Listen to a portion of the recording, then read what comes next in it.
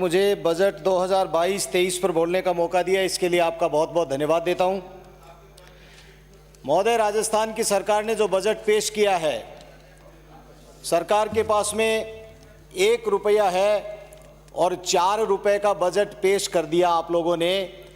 ये कोई मुख्यमंत्री जी जादू की छड़ी घुमाएंगे और पैसा आ जाएगा और ये बजट की पूर्ति कर देंगे। नई घोषणाओं में जो की है, उन घोषणाओं में जाऊं उससे पहले मेरे सिरोही से आने वाले मित्र अभी यहाँ पर नहीं बैठे हैं, मेरे पुराने मित्र हैं, मेरा बहुत ध्यान रखते हैं और मुझे लगातार फॉलो करते हैं कि मेरी एक्टिविटीज़ क्या है। जब मैं मेरे रतनगढ़ विधानसभा क्षेत्र में गया बजट के बाद में, तो मेरा अभूतपूर्व स्वागत उन्होंने देखा, इसके लिए मैं उनका धन्यवाद देता हूँ। सदन के अंदर उन्होंने जिक्र भी किया। वो स्वागत एक भारतीय जनता पार्टी के सदस्य अभिनेश महर्षि, जिन्होंने हजारों लोगों ने भारतीय जनता पार्टी के कमल के निशान वाले झंडों को लहराते हुए भारतीय जनता पार्टी जिंदाबाद और अभिनेश महर्षि जिंदाबाद और देश के प्रधानमंत्री नरेंद्र मोदी जी की जिंदाबाद करते हुए किया था। लेकिन मित्रों, उन्होंने मुझे ये भी कहा था, सभापति महोदय, वो हजारों लोग ये बात कहने के लिए आए थे कि हमने राजस्थान की सबसे बड़ी पंचायत में आपको हमारे हक और अधिकार की लड़ाई मजबूती से लड़ने के लिए लड़ाई से आपने लड़ी है, इसके लिए हम आपका स्वागत करते हैं, अभिनंदन करते हैं।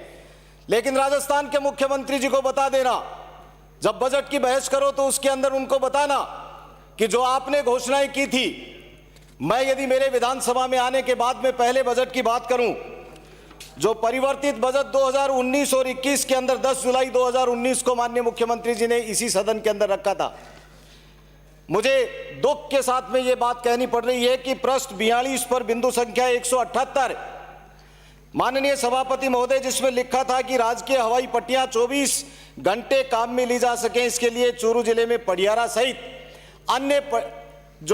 सहित अन्य हवाई पट्टियों का अपग्रेडेशन करवाया जाएगा।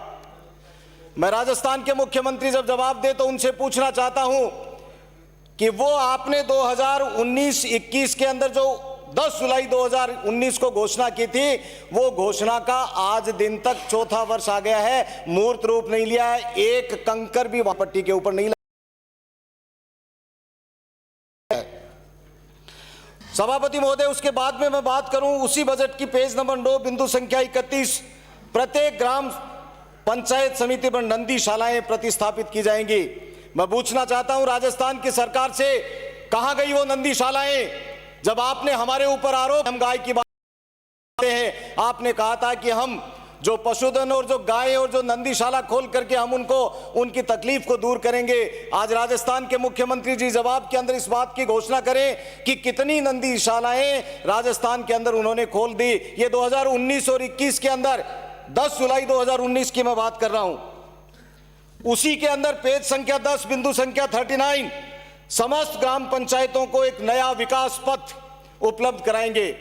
और मुझे याद है माननीय मुख्यमंत्री महोदय का वो भाषण, जिसके अंदर हाथों को लहराते हुए उन्होंने कहा था कि जो राजस्थान की पूर्ववर्ती सरकार ने गांवों को खराब करने का काम किया था, हम फेरो कवर लगाएंगे, वॉल टू वॉल सड़कें बनाएंगे और प्रत्येक ग्राम पंचायत के अंदर बनाएंगे। मुझे दुख के साथ में कहना पड़ रहा है, मैं क्षेत्र की बात करूं तो 1.5 किलोमीटर सड़क की बात करने वाली है राजस्थान की सरकार, 1 किलोमीटर के ऊपर सीमित हो गई और उसके बाद में टाई फेस, एक ईंट नहीं लगी। उसके बाद में मेरे यहाँ 40 ग्राम पंचायतों के अंदर 40 बनने थे, आज एक बना है सिर्फ 4 साल के अंदर। ये राजस्थान सरकार का नमूना है जो हमने पहले बजट के अंदर, तो जो पहले बजट की घोषणाओं को अभी तक पूरा नहीं कर सकी राजस्थान की सरकार, वो आज इतनी बड़ी बड़ी घोषणाएं करके वाहवाही लूटने के अंदर लगी हुई है।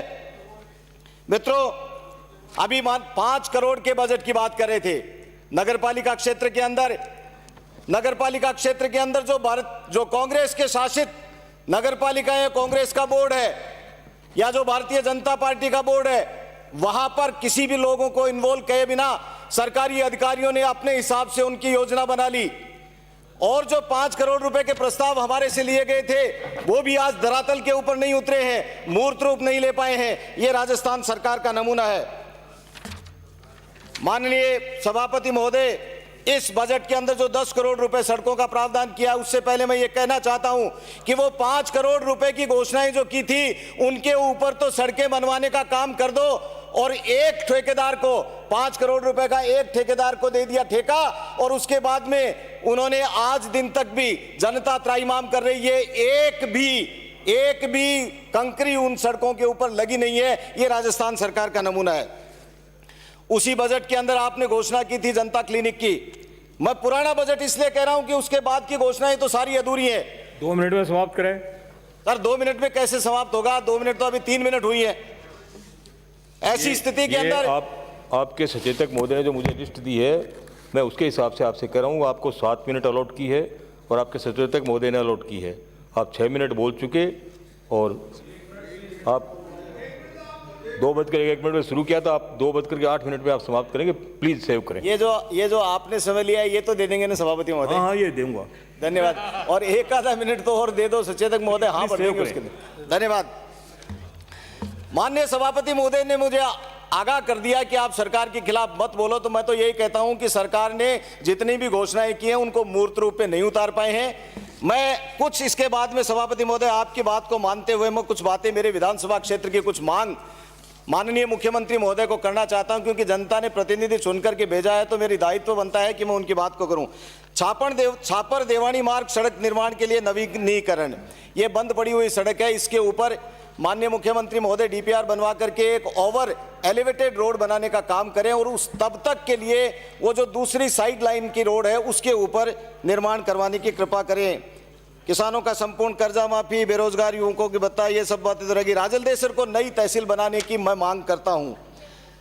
ढाणियों में रहने वाले लोगों को दीनदयाल ग्राम ज्योति योजना के अंतर्गत रोशनी दी जाती थी, वो रोशनी छीनने का काम राजस्थान की कांग्रेस सरकार ने किया। नाम अच्छा नहीं लगता आपको, कोई बात नहीं, कोई दूसरा नाम ले दो, लेकिन उन गरीब को ढाणियों के अंदर लाइट का काम तो कर दो। माननीय मुख्यमंत्री महोदय, संविदा machine with man computer operators अपनी मांग को लेकर के शहीद स्मारक के ऊपर बैठे हैं। 4041 संविदा कर्मी हैं, उनको नियमित करने के लिए और क्लिनिक अभिलेख सहायक का क्लिनिक रिकॉर्ड असिस्टेंट सीआरए पद पर समायोजित करने की कृपा करें। माननीय सभापति महोदय, मैं मेरे विधानसभा क्षेत्र की कुछ मांगे जो मैं टेबल भी करूंगा। मेरे विधानसभा क्षेत्र में दात्री, बचरारा, गुमांदा, पायली, बाउंदेसर, गुसाईसर, राजियासर, मिठा, चक, राजियासर, जिंद्रासर, नुआ के प्राथमिक विद्यालय और गांव खारिया, गौरीसर, बड़ाबर, इन सब गांवों के अंदर सुलखनिया सहित माध्यमिक विद्यालयों में अतिरिक्त कक्षों की मांग की गई है। इसके लिए मैं आपसे निवेदन करना चाहता हूँ। बहुत सारे ट्यूबवेल बंद पड़े हैं, उनको ठीक कराने की कृपा करें। टाडा, सावंतिया, रिणवा की ढाणी, रामपुर, परसने, उतोलियासर, नीमड़ी, प्रेमनगर, बिदावता, लोणा, कुसुंदेसर, कनवारी, जिंद्रासर, बोजासर, अणखोलिया, चरणवासी आदि में ग्रामीण जलापूर्ति नहीं हो रही है। इसके लिए आपूर्ति पॉइंट कम होने के कारण जलापूर्ति नहीं हो रही है, तो पेयजल आपूर्ति हेतु पीएसपी स्टैंड बढ़ाने की कृपा करें। विधानसभा क्षेत्र में ग्रामीण अंचल में जो ढाणियां हैं वो पूर्व योजना के अंदर सर्वे से वंचित रह गई थी, उनका सर्वे करवाकर उनको भी उसके अंदर शामिल किया जाए। माननीय सभापति महोदय, मैं एक मांग जो सबसे बड़ी मांग यहाँ पर है, हम लोग ये संविधान निर्माता बाबा साहब भीमराव अंबेडकर जी, जिन्होंने इस देश के संविधान को लिखा, ये हमारा सदन जो है ये भी संविधान को बनाने का काम करता है, उसके अंदर नए कानून कायदे भी बनते हैं। इसलिए राजस्थान की विधानसभा में बाबा साहब भीमराव अंबेडकर जी की आदमकद मूर्ति लगाने की मैं मांग करता हूं। यहां मूर्ति लगनी चाहिए। माननीय न्याय, कानून और न्याय की व्यवस्था की बात करें तो मैं मेरे विधानसभा क्षेत्र के एक छोटे से उदाहरण के साथ में मैं मेरी बात को समाप्त कर दूंगा।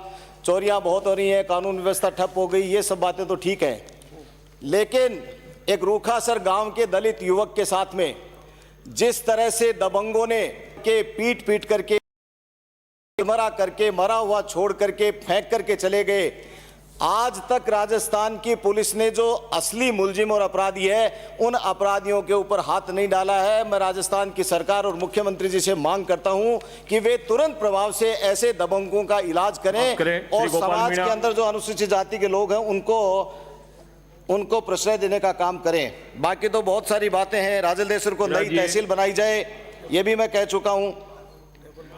बाकी सारी चीजें मैं माननीय सभापति महोदय का, क्योंकि समय कम दिया गया। धन्यवाद। जय हिंद, जय भारत।